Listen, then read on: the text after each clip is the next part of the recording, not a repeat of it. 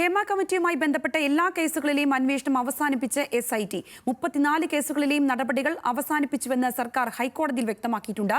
മൊഴി നൽകാൻ സാധ്യമായ എല്ലാ സഹായവും നൽകിയിട്ടും ഹേമ കമ്മിറ്റിക്ക് മുന്നിൽ മൊഴി നൽകിയവർ അന്വേഷണവുമായി സഹകരിക്കാത്തതിനെ തുടർന്നാണ് കേസ് അവസാനിപ്പിച്ചത്. വിവരങ്ങളുമായി ലീഗൽ കറസ്പോണ്ടന്റ് ഷപ്ന ചേരുകയാണ്. ഷപ്ന, ഒടുവിൽ ഇക്കാര്യങ്ങൾ ഹൈക്കോടതിയിൽ തന്നെ വ്യക്തമാക്കിയിരിക്കുന്നു. എന്തെല്ലാം കാര്യങ്ങളാണ് അവർ പറഞ്ഞു വെച്ചിരിക്കുന്നത്?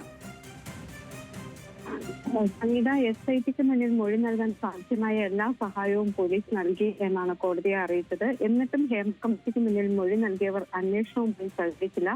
ഇതിന്റെ അടിസ്ഥാനത്തിൽ ഈ കേസുകൾ മുന്നോട്ട് കൊണ്ടുപോകുക സാധ്യമല്ല എന്നാണ് കോടതിയിൽ പോലീസ് അറിയിച്ചിട്ടുള്ളത്. സർക്കാർ നിലപാടനുസരിച്ച് 34 കേസുകളിലെയും നടപടികൾ അവസാനിപ്പിച്ചു എന്നതാണ് മനസ്സിലാക്കാൻ സാധിക്കുന്നത്. മൊഴി നൽകാൻ ആരെയും SIT നിർബന്ധിക്കേണ്ടതില്ല എന്ന് ഹൈക്കോടതി വീണ്ടും ആവർത്തിച്ചു.